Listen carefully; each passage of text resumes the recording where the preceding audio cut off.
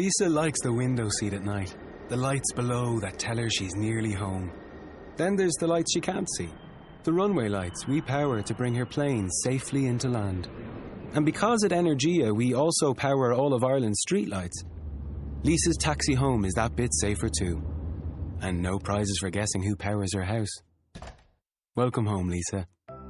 Energia, the power behind your power. Blog Talk Radio.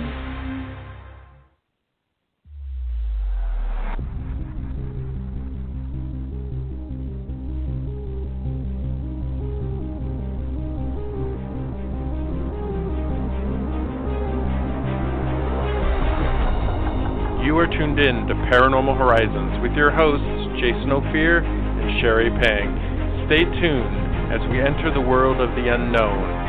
There is a silent, invisible world that surrounds us all. A world we don't understand. A world that we wish to understand. And on Paranormal Horizons, we're going to explore this and hopefully get some answers.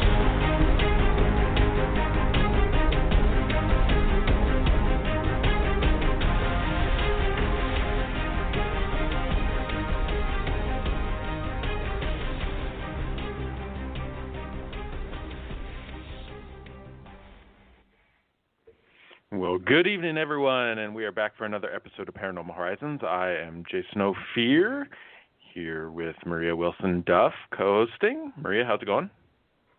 It's going great. How about you? Excellent. And I'm realizing here I've got to make another intro so I can have you and Sherry on there, your name on there. So I got to work on that. we got to update some stuff because you are now officially one of the co-hosts. Which is exciting. There's three of us. Three of us, yeah. Well, that way we'll always have something to talk about. You know, you got three people. Oh, God, yeah. There's plenty to talk about. And there's always plenty of projects, so I guess you could add that to your list now. New intro to the show. I know. There's so much is going on with life. It's very difficult and challenging, but, you know, I'll add it to my list and we'll get her done. What have you been up to the last week? Well, this last week I've done the mundane task of going to my 9-to-5 job and coming home, and it's winter time and I can't go outside and go around after work anymore. It's kind of depressing. What kind of temperatures we looking at where you're at?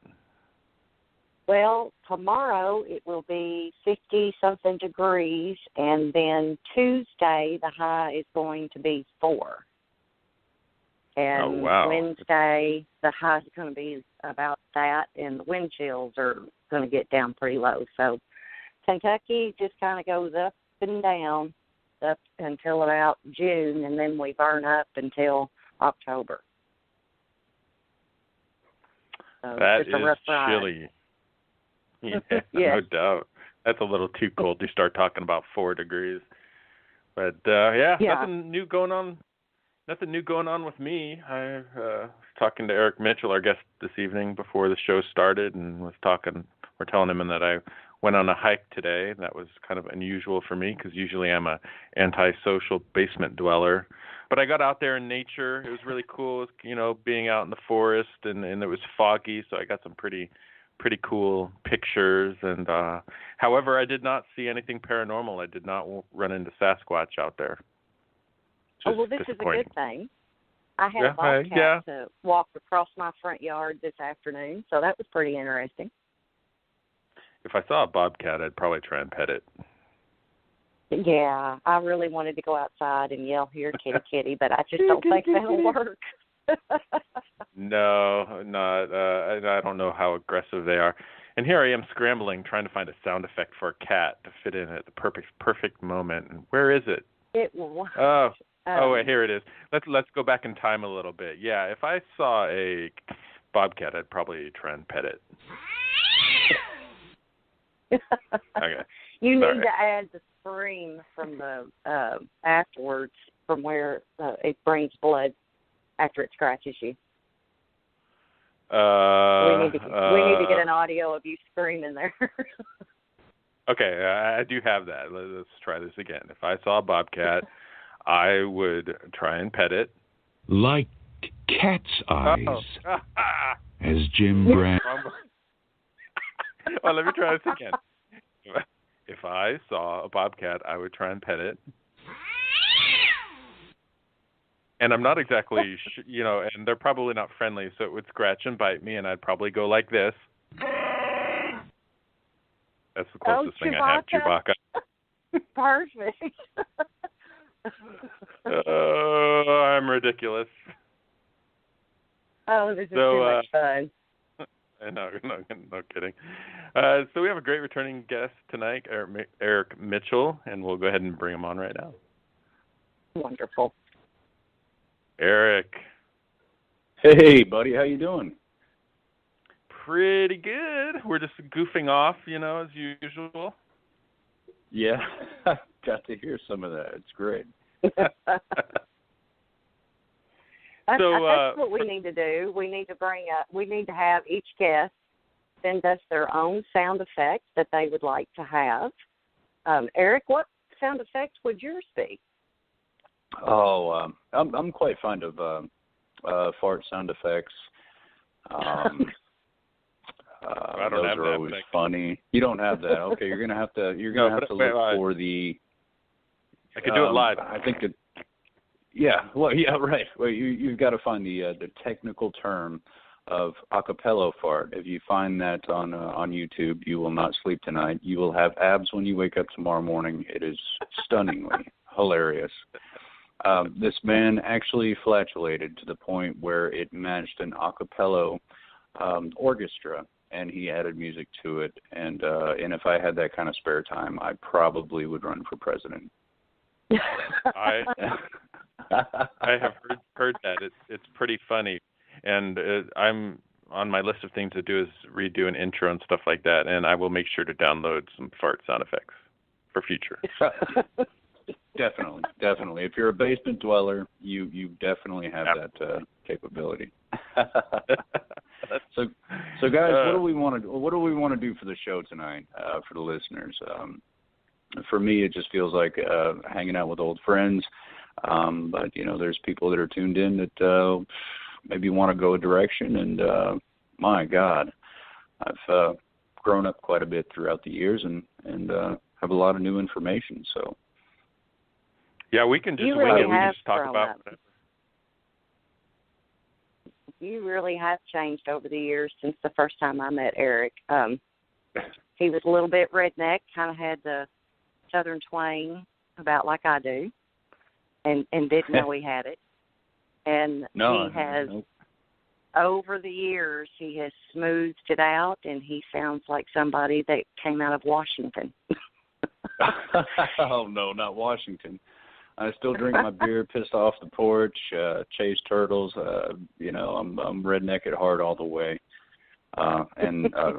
Man, I'm glad to be back home in Arkansas. I really am. It's been a long ride. But bringing that up, I remember the reason that I changed that way. The way that I speak. And if I can reiterate in the middle of a burp, I'll say that my son wanted me to go to a pep rally, and I've gone to hundreds of pep rallies with his brothers and sisters and everything like that. It was totally normal to me, but it was during a time where the paranormal was really, really very disruptive in my life. It was really changing things where I saw things differently for the first time in my life. What we're supposed to do is we're born, we're graded in school, we're supposed to be good regurgitators, we're supposed to be this, we're supposed to be that. So our indoctrination really leads the way. And for the first time, I was starting to see outside of that indoctrination, the social stigma of what we're supposed to be, what we're told we're supposed to be, work by, consume die type of people. And so I go to the pep rally, and I see these people with the flags, with the goats on it. I see these young women not even quite women yet, with painted faces, short skirts, throwing their legs in the air toward a crowd that's saying, fight, fight, fight, win, win, win. And I started thinking about the implications of these children being brought up hating every town around them over a football game, and how this separation is. And I thought about accents. I thought about predominant religions. I thought about everything that separates us as a people. And I started thinking about the United States, but when I pictured it in my mind, it was the divided states of America, where there are lines everywhere and different names for everything. And just standing there where time stood still, all of this was going on, inside my head. And it was just incredible how I thought, wow, these accents are wrong. These implications are wrong to put toward other people, to judge other people, to police other people with their ideas and their dreams and who they want to be. I'm part of the police force that polices my neighbors not to be what they want to be in their life. And that's why I see so many miserable people in the world. So it was a bit of an epiphany. But there were so many throughout time. I thought, wow, man, I got to get up. I got to get coffee. I got to get the kids to school. I got to gas up the car. Oh, my God, I got to pay the electric bill today. And I'm like, why am I harassing myself inside my own head? This is my own voice inside my own head saying, I gotta, and, I got to shut that thing up. And I did. And, it's been pretty quiet and tranquil up there since then. I've been able to think. I've been able to function without this, what I call the I gotta monster in my head, where I have to torment my own thoughts instead of allow thoughts to happen and allow myself to look at things objectively. And so, yeah, Maria, there's been a huge, huge change with myself. But I still enjoy my sense of humor. First and foremost, because it gets you by in life. But when I came back home 5 years later after what happened to me, all my redneck buddies are like, "You talk so fast, and I can't understand half the shit you got to say," and I'm like, "But it's still me." And they're like, "What happened to you, man? They put a probe in your butt," and you hear all this kinds of stuff. But but yeah, I mean, that leads to farts. Yeah, it leads to the farts. Yeah. But it's incredible because you can see this kind of thing in a movie, but this is literally my life, literally my life. And Maria, I think you know that. I would have to be one hell of an actor, an unpaid actor on top of that, to try to hoax my life. But it's been a hell of a trip. It's been a hell of a run. And I went from I think 110 IQ to 150 in about 4 years without any education whatsoever. None. Just the realization of reality itself knocking on my doorstep. And that was enough.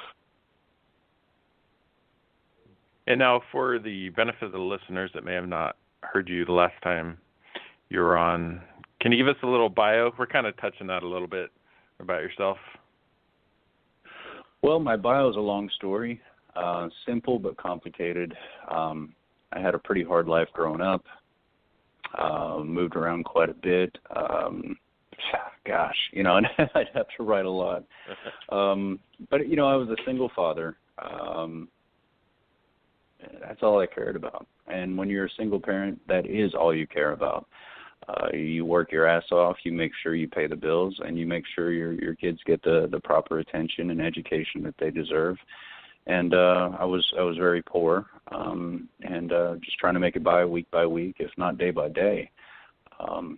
And paranormal experiences started to happen. And, of course, the quote-unquote rational mind became a very big part of my life, where I would try to explain everything away the best I could, to the point where it consumed me. I could not rationally explain everything that was going on. These objects started to show up, not in the sky, but literally in my yard, on my street, where my neighbors can see it, where the military choppers were showing up, spotlighting everybody. Literally the beginning of this will take the whole show. It'll just take it all away. But I want to go past that. We did go through a lot of things that people don't want to accept.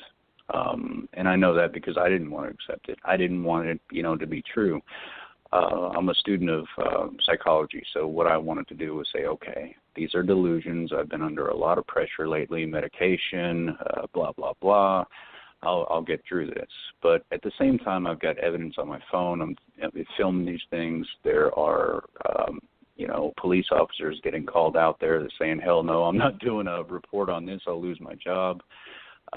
People in droves moving away until I was the last person on the street that lived there. It became really, really, really harsh of a truth really, really fast. I mean, it was just too fast for me to fathom. And I still had to hold myself together. I still had to take care of the kids. I still had to do my job. And it was really hard because I was falling apart. This should not ever be a reality to anyone, ever. It just shouldn't. It shouldn't. Because this type of thing, it's just outside of what we know our entire lives. It's outside of everything. Ghost, you're stupid. If you believe in UFOs, you're stupid. You're a crazy person. You need to be locked up. That's my thought process on every damn bit of it. That's the way I brought up. That was the pseudoscience that, is forced into our minds from day one. But that's not the truth. The truth is the paranormal exists in some cases more than what we do because of how low we hold our thought processes and how low we hold our eyes. And you can take science, for example. Nothing advances in science for America or any other country until you get some wacko coming in here going, hey, I got a crazy idea. And that's the only time science changes. And most of the time that happens after this wacko dies and their paperwork and their formulas and everything get to credit someone else. So, people lose their PhDs if they talk about this kind of thing. Every PhD I've ever worked with when it comes to the paranormal subject, they're already retired. They're not in jeopardy of losing their precious paperwork that says, hey, I regurgitated information for 20,000 hours. But it is what it is. I mean, Jason, if you and I are Egyptologists, we go through school, we get our PhD. When we write our dissertation, we have to say that the King Tutankhamun's tomb is definitely the pyramids. Then we're right. We get our piece of paper and we win. But if we say, wait, this thing is an apparatus that shows mathematical characteristics, its placement on planet Earth is very, very, very unnerving. There's more about this. Well, Jason, you and I, McDonald's, we're going to be flipping burgers, minimum wage, slipping on a greasy floor all day, handing up fries because that piece of paper is gone and so is your entire regurgitation, career, which is really tough. So it really hinders science to do this. The paranormal does exist in many, many different forms, and unfortunately, Jason and Maria, in many, many different perceptions, because everyone that has these experience situations, we all have a different perception. I remember Travis Walton, we were having a conversation one time. He said, Eric, you're very educated. How many, religions are there? And I said, well, about 4,200 as far as we know in human history. But if you really, really, really want to be truthful about it, there's over 7 billion religions because every perception holds a different standpoint and when it comes to the subject. And that's, I think that's very important to understand. Well, you speak of Travis Walton, and of course, his story had a huge movie made about his story, which Hollywood tends to know what to do to bring in the big bucks for this stuff. Yeah. I mean, it's insane.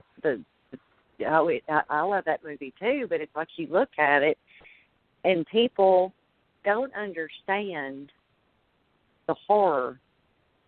They have to visualize what goes on in your head. And because people can't see inside of your mind, they have to make it up to make it look good. To make the money. They can't show the hell that you go through from the time the first incident happens to you till, they just can't show everything that goes on in your brain. And I don't think anybody can ever understand that. No, there's no way. And you, right there, Maria, you brought up two major points. I don't know if you want to go further, but one of which I remember, or you probably remember Maria being a young lady, and you watched Prince Eric and on television, and this prince and this maiden over and over again, story after story, would have an adventure, fall in love, happily ever after. He's rich. She doesn't have to worry about paying the phone bill. And there goes the sunset. And young women really take to this as reality because that's their concept. That's the only concept they have to grasp a relationship with a little boy. And by 6th, 7th grade, they are completely scorned from the entertainment value that they take into their mind and the actual reality of what things are. So whereas we take in entertainment, I think everyone's missing the boat when it comes to the paranormal because it's very different. The horrifying things that can happen should never be discounted. PTSD is very common. Drug abuse, alcohol abuse, it's all very, very common. The isolation from your family, the isolation from your wife, the isolation from your husband, neglect for the children, playing baseball and just doing average things. These people just clam up. And I'm not saying that because I read a book. Most people don't know 99% of what I do is I take in from various organizations, redliners, trauma people, people that have skipped through life with a big smile on their face, and all of a sudden, just like me, it's there, and they don't know what to do about it. And the immediate reaction is suicide.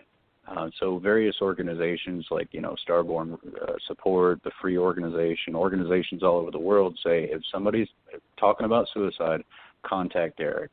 And I think you guys know I don't have a website, I don't advertise, I don't do most radio shows that contact me, I don't want to talk to them. I don't even talk on stage anymore because it's an entertainment thing. People lean forward and elbow their friend going, watch Eric, this is my favorite part. Look, that's not why I was talking. That's not why I was up there in the first place. If you're going to sit there and grin over the hell that I've been through, then I don't belong there. If you want my autograph, I don't belong there. Where I belong is helping these people out. And Maria, Jason, I got to tell you, it's freaky. Time and time again, new client after new client, the shaky voice, the things that you go through, it's literally dealing with the same people with a different perception of what's going on with them, but it's the same thing over and over and over again. And, I look at people like John Mack, I look at people like Bud Hopkins, David Jacobs, and I go, wow, this was going on such a long time ago and it died. But the truth of the matter is ufology died because people aren't being studied anymore. It's a big facade of, and I'm not taking a stab, which I would really clear my throat, really like to take a stab at a few people in mainstream ufology. They are studying this, that, and the other, but they will not touch experiencers. And that's where the real meat and potatoes is. That's where the real body is. UFOs come here to study three things, and that's directly from the Pentagon, not from my mouth, directly from the Pentagon. And that is earthquakes and earth-shattering phenomenon, nuclear weapons, and certain bloodlines in human beings. That's the only three things. So if you've got mainstream ufology, writing books and doing documentaries and standing on stage and knowing about all these things, meanwhile, while experiencers are contacting them in private and they say, shut up, you're crazy, it causes a huge, huge fury when it comes to me, because they can shut people up, but it's just going to make me a hell of a lot louder and a lot more mad, because I don't work with the experiencer themselves particularly. I talk to their whole families. I talk to their moms, their dads, everybody that is involved in these things. And the whole family union just torn apart, destroyed, entire families. And day after day, where people, 40-hour-a-week jobs, I'm doing 1,000 hours a year working with people that they don't want to go public. They don't want to be important. They don't want to do radio shows. Heck, I don't want to do radio shows, but if nobody talks, then nobody's out there to listen. And it infuriates me. I just spent 4 hours today talking to a guy that is suffering, and he has no idea what the hell is going on.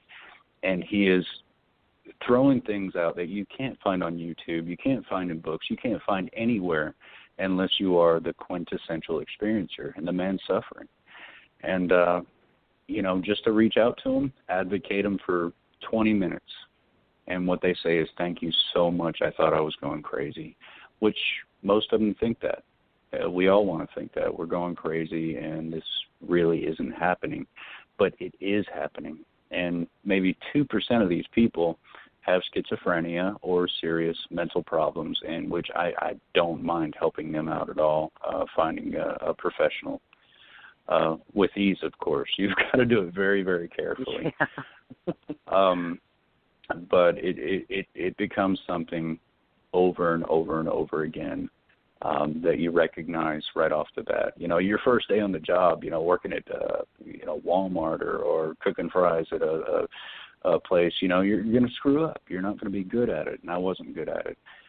But over time, I learned through my own experiences, through my own heart, and what I know to be true, and the very particular suffering that goes on, you can recognize it right off the bat and know where a person's at. And it gets difficult. It drains you. It's hard. But helping these people is a better purpose than becoming a auto mechanic or somebody that shingles roofs or anything like that, because you get to see families change. I remember the first time a 5-year-old little girl dialed my phone number and says, "Is this Mr. Eric?" And I said, "Yes, it is, sweetheart." And she goes, "Thank you for helping my mommy and daddy, because they don't yell at each other anymore." And I just pulled the phone away from my ear, and I just streamed. It was a waterfall coming from my face, because, the wife thought the husband was crazy. And she finally realized that something was really going on. And well, don't let me blab too much, guys. It's your show. Aim me in the right direction. No, it's interesting. Well, yeah, I don't think people realize the hell that you went through. I mean, it took you 3 to 4 years before you found your support group, somebody to even help you. Well, Bear helped me. I mean, I wouldn't, my investigator, I would have been dead right out of the gate. I contemplated suicide. I bought a gun to do so. I slept with the said gun under my pillow, because if I ever had the balls to do it, I was going to do it. However, being a single father, I couldn't bring myself to do that. They needed me. They had nobody. They had no family. It was just me and them. So, and they were going through these changes too, but it's very different for younger folks that aren't indoctrinated into a reality that we can't resist anymore. So it's easier for kids, but it's still very hard. But yeah, my stepfather was murdered when I was 9 years old, and I saw them shoot a hole through his chest, and I watched him suffocate on his own blood and die. As a grown man going through what I've gone through, that situation there is almost minute. There's no way to explain the hell and the horror. Now, yeah, accepting the fact is terrible. You can't. It's hard. You push it away. It's like, no, that's not true. It's something that's in movies, blah, blah, blah. And you fight it, and you fight it, and you fight it, and you fight it until it's right there in front of your face. And one day you have to accept it. But that acceptance comes with a huge, huge library behind it. It's not accepting that the paranormal exists. It's accepting the fact that you have your entire life and did nothing about it. Reality itself changes. Everything that you know about perception, everything that you know about existence, everything that makes your ego feel comfortable about taking the next breath is 100% bullshit. And when it happens to you overnight, it is beyond comprehension by any belief, by any. There is no tragic situation that could even come close to it. And not only am I a victim of that, but I am an advocate for people that it happens to all over the world. It's not just America. You know, I've had clients deep in Africa that had just gained access to a phone. They've never seen a TV in their life, and they're telling me the same damn things that everybody else tells me. Of course, with different religious backgrounds and everything like that. But if you look at the person and the symptoms that they're going through and the feelings, the spirituality, and all these things that they're going through, you go, wow, they all match. Every damn one of them could be related. They just all match. And I don't want to put out the secrets out there because I don't want people writing notes.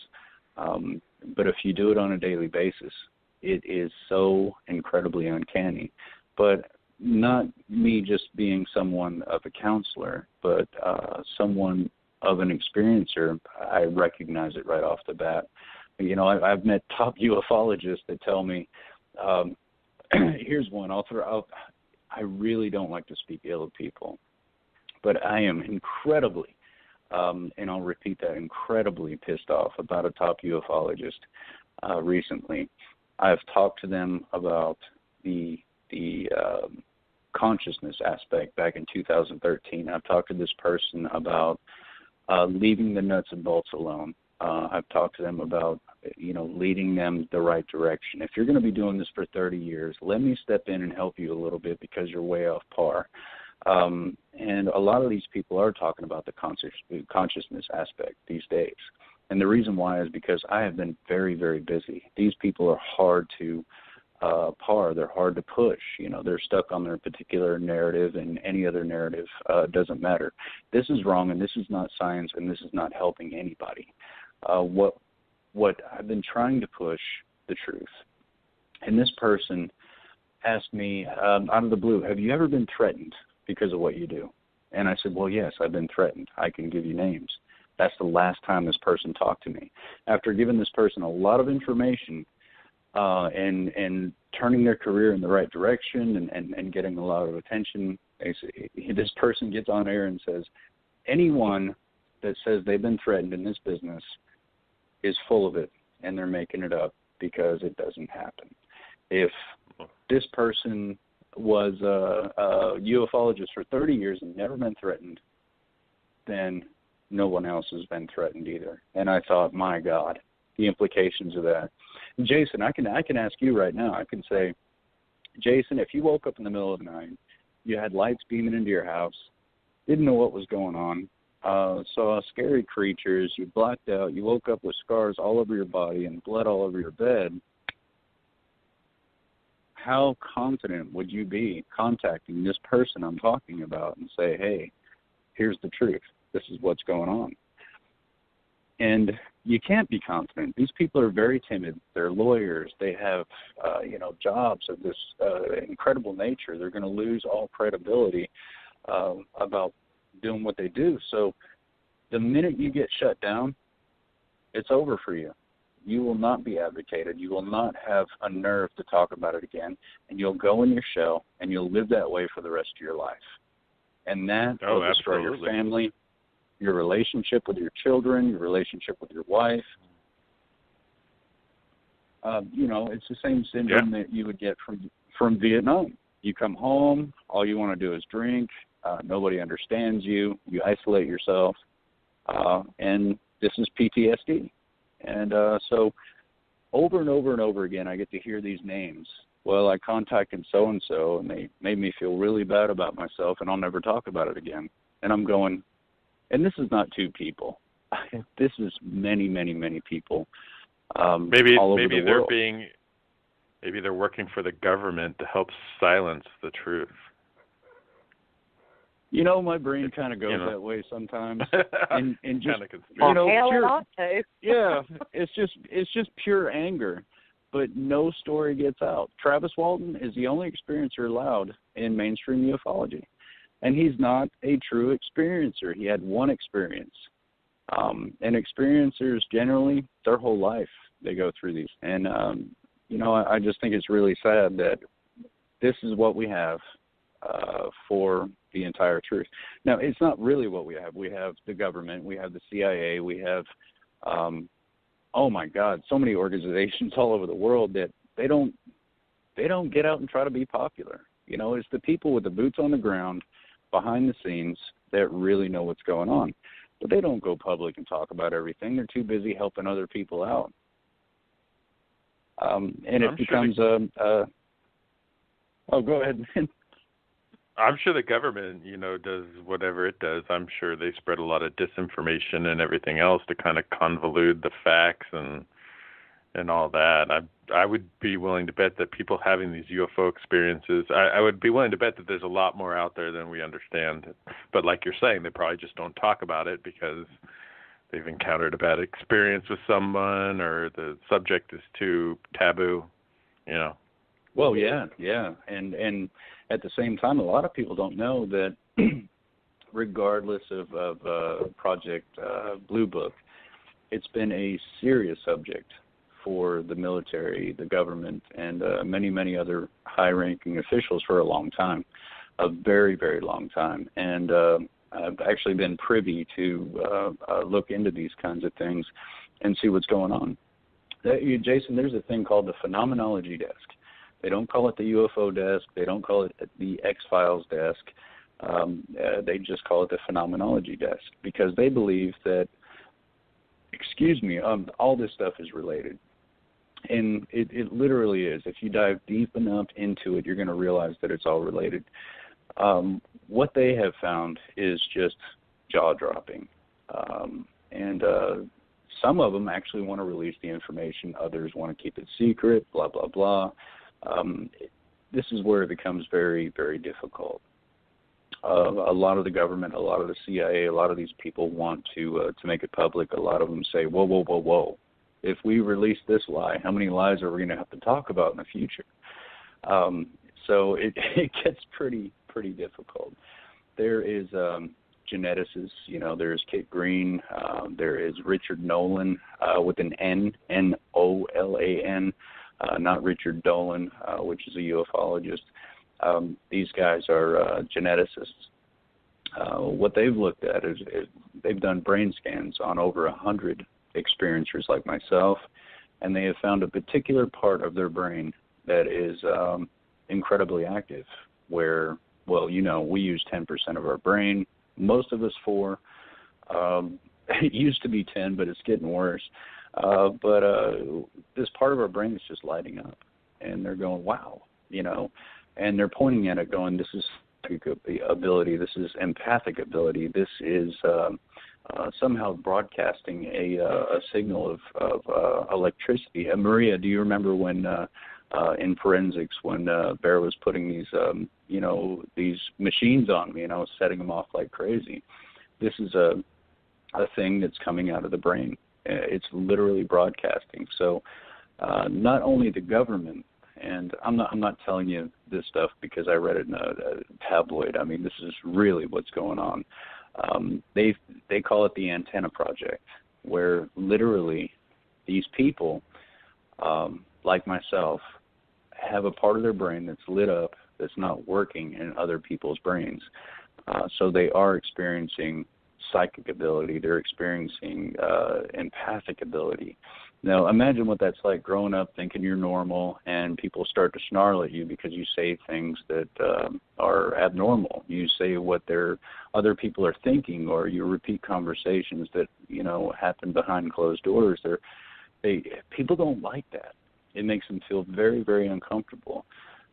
So as a child, you kind of close up, but this is, man, we can go so many directions with this.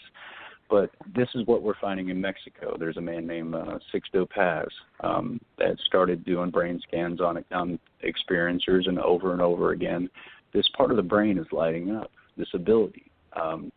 Now, we've all experienced somebody staring at me. We turn around and, wow, what a coincidence, somebody staring at me. Or we thought about a good friend that we haven't talked to in a while, and all of a sudden the phone rings. It's, oh, wow, it's Bob. I was just thinking about him.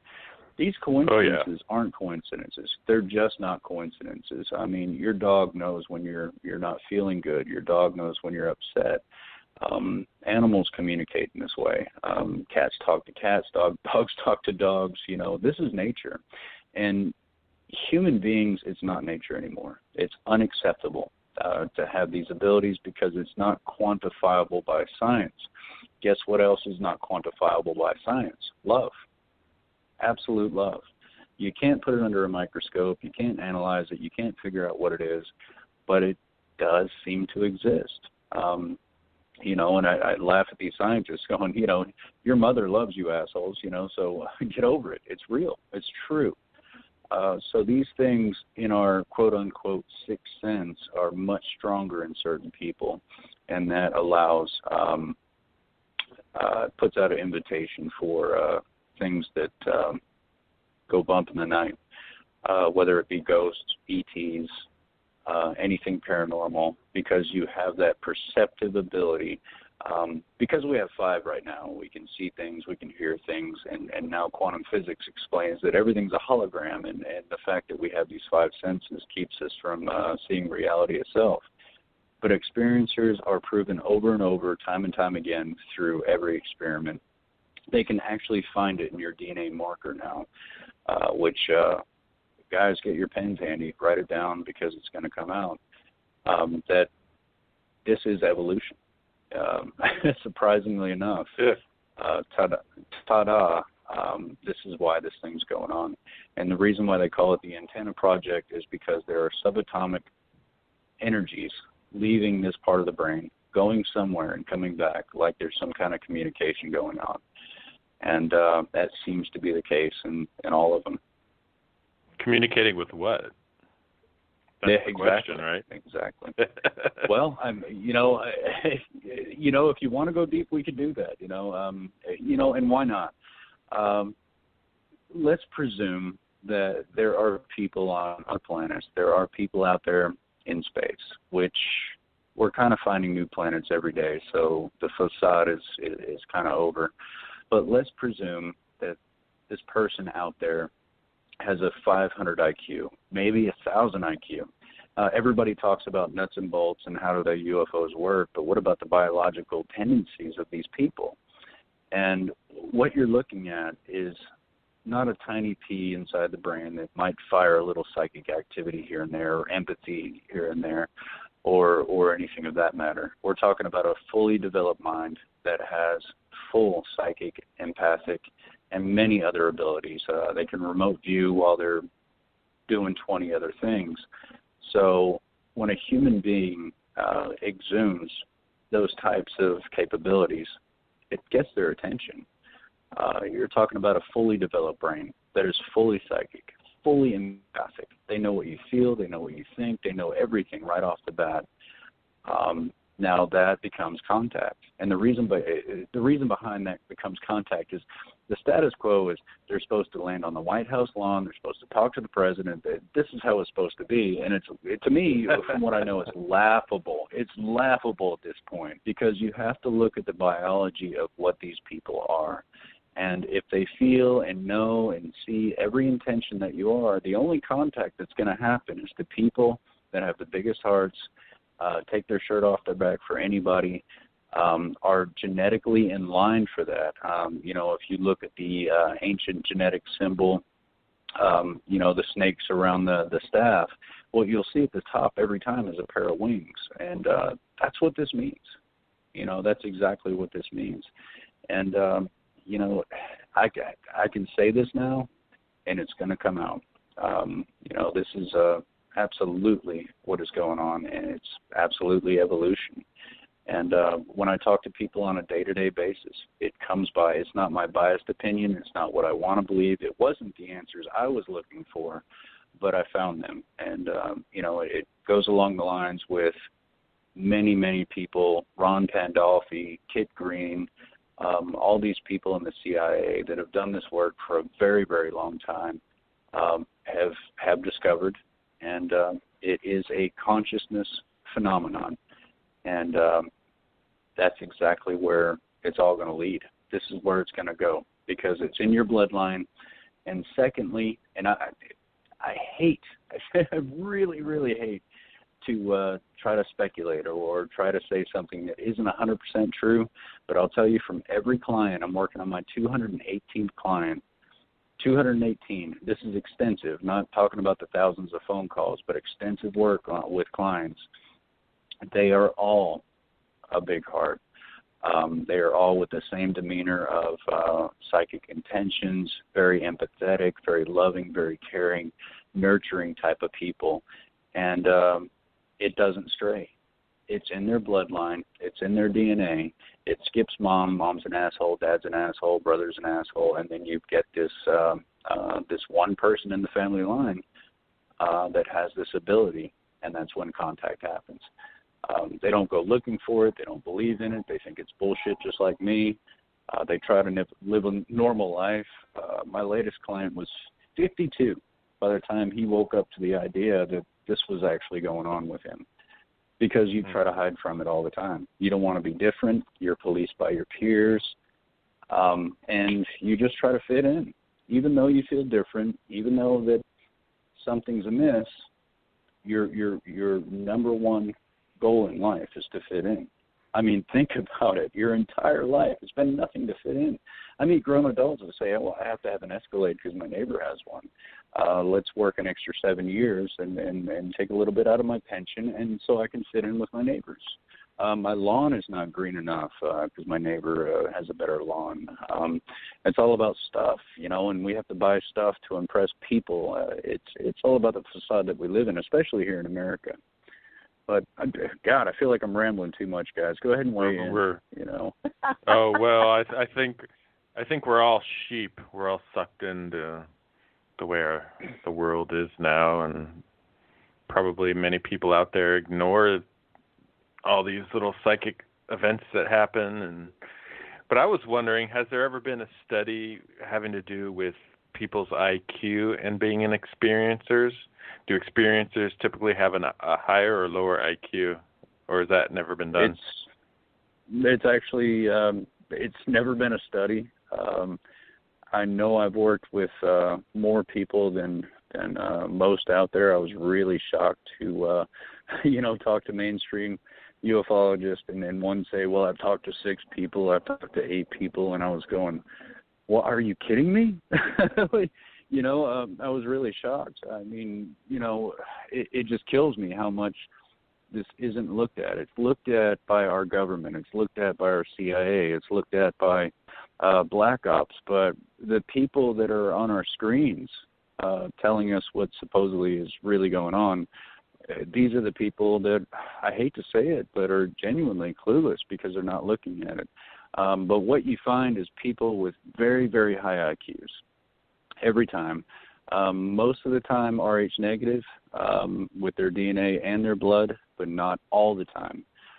You have to consider the demeanor in a person for contact, the demeanor in a person to want that type of DNA to play with in genetic experiments and stuff like that. So, it looks like it becomes a thing of we've got to make these guys not Neanderthals. They've already got nukes. It's a big problem. There's a lot of people that say we've been integrated 65 times in our DNA where scientists have no idea why it happened or how it happened. I guess supposedly in mainstream we went from monkey to what we are now, but it's very obvious to me that we've been integrated for a very long time in our demeanor, bloodline, and we are evolving because of them.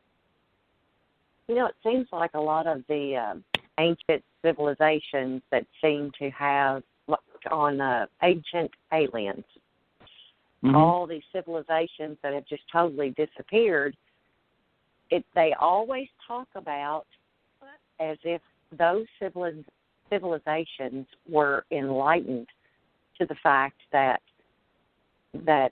they could see past our normal lives. They had contact with aliens, but yet all of these civilizations have disappeared. I don't understand everything about that. And how do they even come to those conclusions? Is it because their engineering skills seem to be more advanced than what we would have been during that time? I don't know where they're coming to this conclusion. No, I would say, and, I'm going to aim at Jason indirectly. I'm not going to mention any names, Jason. But, meditation is very important. If we are actually discovering, which our government actually knows, they know this for a fact, that this part of our mind, it's in our right brain as well. So it really gets triggered in meditation. I mean, there's no, come on, you're going to tell me that, people sit on mountaintops and cross their legs and sit there for 12 hours for no apparent reason. There's got to be a reason, guys. Come on. There's got to be a reason. And experiencers are having these meditative experiences with no knowledge of meditation. They're having these psychic experiences with no knowledge of spiritual self or what spiritual self is. It's coming through and they can't handle it. They don't know what it is. They just literally don't know what it is. So a spiritual path is one to take, but you can't let it consume you because there's so many avenues to explore when it comes to the mind, when it comes to perception. If I can see for the first time because of technology today, I would be blown. I mean, if I can hear for the first time today over an apparatus that can be put over my ear, my mind would be blown. And let me tell you guys, my mind has been blown because this perceptionality is something that can destroy you in so many different ways. Number one, you're surrounded by people that don't understand. You can definitely meet people that understand, but there's divide and conquer processes involved with that where people don't want to talk to you. They will have their own ideas, and everybody's going to squabble. That's a man-made idea, divide and conquer. But this new perception is the ability to not contact the stars, but first and foremost, contact yourself. That seems to make sense. You were talking about people that are experiencers and having this new type of, well, not new, that they get this kind of psychic ability or empathic or whatever. What about people that could be experiencers that kind of have these experiences with their psyche, but don't remember being abducted or having an alien visitation? That's the most common of all. Absolutely, the most common of all. And it's a splinter in your mind. You always feel different. You always feel awkward. You always feel a certain way. And like I said, my latest client, he's 52 years old. He's starting to realize. I sat down on the speakerphone today talking to his mom. She just turned 81 years old. And she's going through his childhood saying, oh, my God, yeah, this happened and that makes sense. His wife's along with it. So, yeah, most of us. According to the Roper poll, there are, I think, 6,000 experiencers in America. Now, I didn't take the Roper poll. You guys didn't. Very few people knew about it that took it. And then they reduced their numbers down to 2% just to please Project Blue Book and all the scientists that were scrutinizing against it. When in reality, if you inflate it a little bit more toward reality and not please the scientists, you're looking at 30 million Americans that are abductees and contactees across America alone. That's enough to throw a presidential election, which coincidentally I've been contacted by people that were running for presidency wanting to know these particular numbers, and they are high, guys. This is not 6 people in America having experiences. This is a epidemic that cannot be talked about because of scrutiny and policing by your peers. But they do. I mean, I've gotten doctors, judges, lawyers, calling me out of confidence going, I know this sounds nuts. Please don't tell anyone. But this thing is happening to me, and I don't understand. Please don't tell anyone. Exactly. But it follows. It follows as this. They're having download experiences. They're having, every single one of them. It's like, millions of people are in a club and they all decide to tell Eric. But it's the commonalities are incontrovertible. They just literally are. And I've always been a huge skeptic. And today I stay that way. I can't have biased opinions. But when you're talking to the same person, the same personality, and it's a different face, a different family, but it's all the same crisis. It's all the same problems. And advocation is it's so simple. It's so small to advocate and talk to someone that is going through this. I understand it very well. And the fact that they identify the fact that I understand it very well, the advocation, one phone call, it changes their family unit, it changes their career, it changes their life, because they have a certain sense of freedom for the first time in their life. And something as simple as that can change the world for 30 million people. And that's why I spend every waking moment, I don't sleep very much at all, and I do my best to help these people out. And no, I don't get paid for it. I do it because it has to be done. It's a passion of mine, and it's never been a hobby. Paranormal stuff has always been a crazy thing to me. It's not supposed to exist, but in these last many years, I have definitely been educated by it. So if somebody's experiencing something, and which I assume the majority of them don't want, or if not all of them, they don't want the trauma of having experiences. Is there anything you can do to stop it? I mean, I wouldn't think so, but no. I mean, you're stuck with it. No, Jason. According to the data that I've given you, you can't stop evolution. There is a part of your mind that is operating that many people don't have, and what we do is ignore it, call it taboo, explain it away, and do everything we can to stay away from it. And that puts people in a very, very awkward position when it comes to everyday society. And it splits your life into a duality where you are the quintessential experiencer, but you have to operate everyday life as if everything's normal. And these people are on the biased opinion. They sweep it under the rug. They hide it the best they can. 2 generations ago, you weren't allowed to talk about it. There wouldn't be radio stations like this. There wouldn't be conversations like this. But things are evolving to the point where it's getting more open. People are waking up. The Pentagon is, outright admitting to people that they have been chasing these objects with no luck. So there's a lot of things coming out. And, what I've said tonight, a lot of it you may not have read in the papers or saw on television, but the drive a person like myself has to find the truth is relentless, and I will not stop until I get to the bottom of what I need to. And I've talked to CIA officials. I've talked to, Canada's Ministry of Defense. I've talked to a lot of people, and I will find out what disrupted my life the way it did, and I won't stop until it's done. Well, we applaud you for, putting yourself out there and trying to get some answers. And people just a lot of people believe that ignorance is bliss. Personally, I'd like to know what's going on out there, whether it's good or bad. But I don't know if that'll ever happen in my lifetime. I'd like to go back to ignorance, man.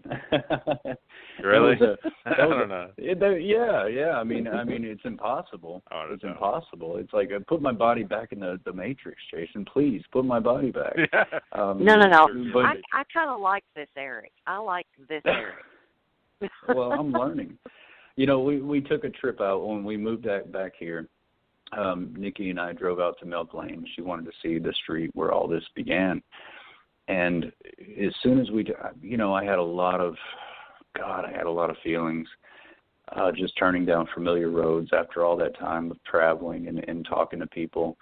And the first thing that I saw in my mind's eye was this simple, loving, caring father getting knocked down into a driveway, hammered by these vibrations and frequencies. I can almost literally see my body in the fetal position laying on the concrete of what happened to me that night. And I lost it. I bawled my eyes out because at that point I realized that I literally mourned the person that died that day. And it was me.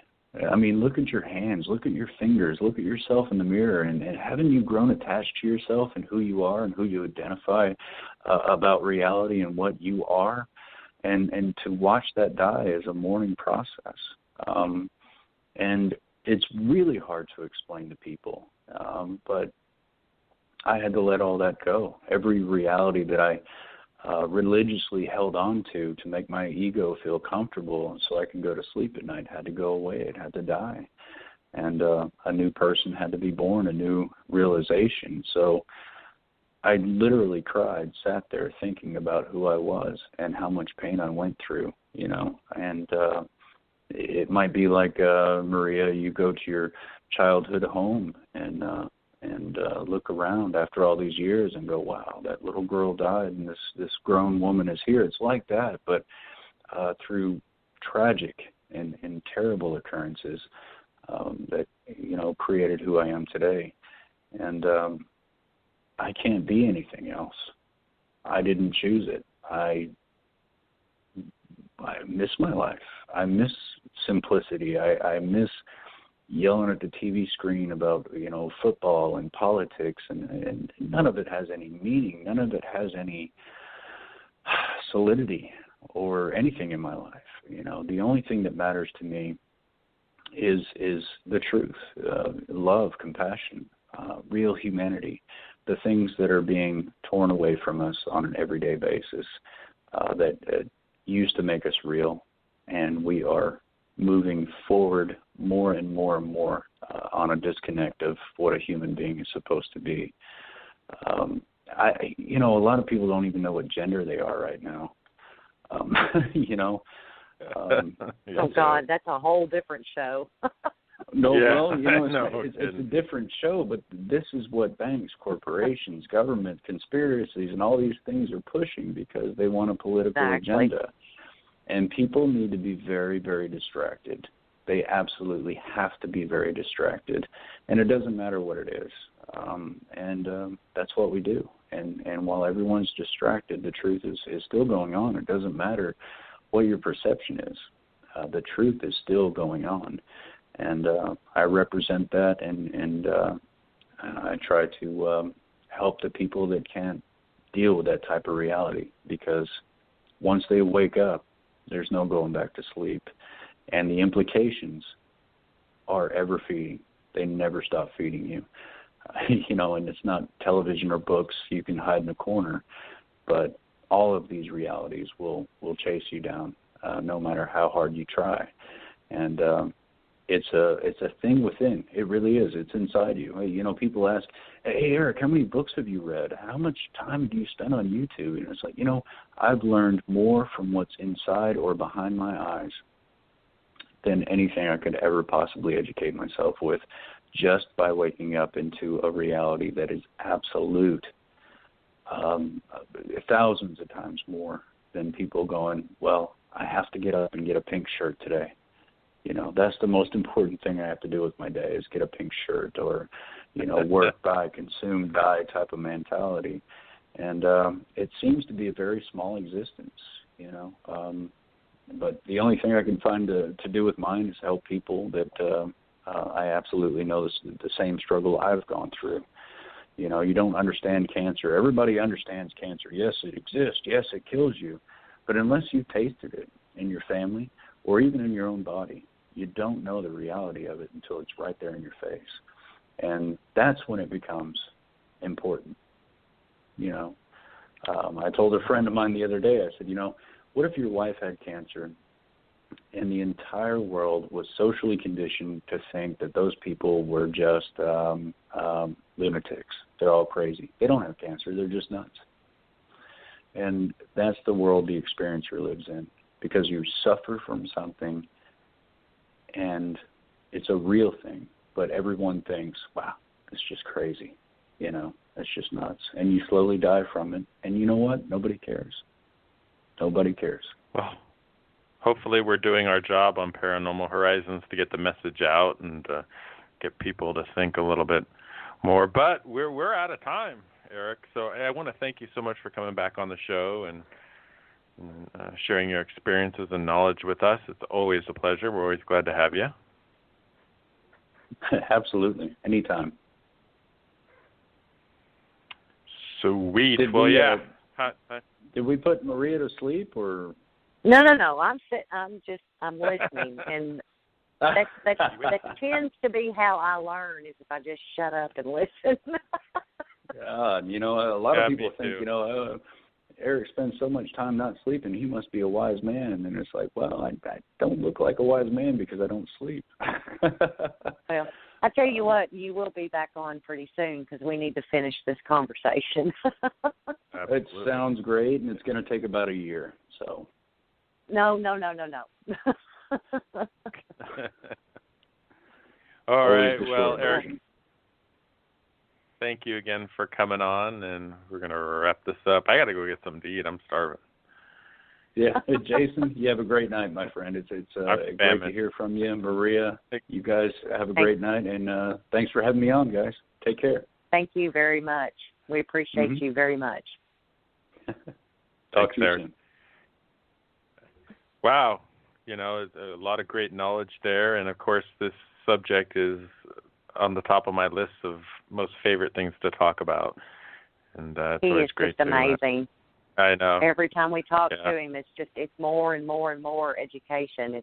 I just hope that, you know, my personal biological evolution is not transmitting, because the last thing I want is some hyper being out there in the galaxy to come pay me a visit. I got enough drama in my life. I don't need any sort of interdimensional or aliens. I think it's going to happen to you eventually, but I'll kind of throw this out there. I am Rh negative, and I know there's a lot of controversy about that, so maybe we'll pick up on that next week. Yeah, I don't think I am. I'm going to have to look into that again. I think the last time I checked, well, I think it was the only time I checked, I think it was O negative. Well, I'm O negative as well. Oh. See, I've always, blood bank, you know, I work in a medical laboratory, so I deal with blood and tests and this and that. And the one area of the laboratory that confuses me the most is blood bank. You know, your types and screens and all that. I've never really grasped it. So. Oh, no. I just know everybody wants O negative blood, so you better get ready to start dishing out that blood. Yeah. I wouldn't be opposed to donating blood. I personally, from my work, I see people several times a week that need units of blood. So I know that it saves lives, and because people need blood quite often, usually like GI bleeds and stuff like that. So it's a great thing to give blood. It's not something I've ever really considered, but recently I was actually thinking about that. You know, why not donate blood? Because it could help somebody out, and there is a demand for it, let me tell you. Yes, well, our blood types go with everybody, but we can't accept everybody else's blood. Yes, we are definitely different. Yeah, and it's really bad if you get the wrong blood. I was asking somebody about that the other day, about transfusion reactions, and it's like horrendous. But anyway, I guess I got to get something to eat. I'm dying, but thank you again, Eric Mitchell, for coming on, and hopefully we can get you back on in the future. And with that, do you have anything else, Maria? I'm good to go. It's time to go get something to eat and hit the sack. Right on. So we'll see everybody next Sunday, same time for another episode of Paranormal Horizons. And if you haven't already, give us a like on Facebook, Paranormal Horizons on Facebook. I noticed the Facebook page is popping, so there's a lot of activity on there. And it is. Yeah, with that, I know it's surprising. Every time I open Facebook, I got all these notifications of this and that from the Paranormal Horizons page. It's crazy. We have Twitter too, by the way. Oh, there you go. I haven't told you about that, but we have a Twitter page, so check us out. Sweet, I'll have to look into that. So with that, I hope everybody has a safe and fantastic week, and we'll see you next Sunday. Good night, everyone. Good night.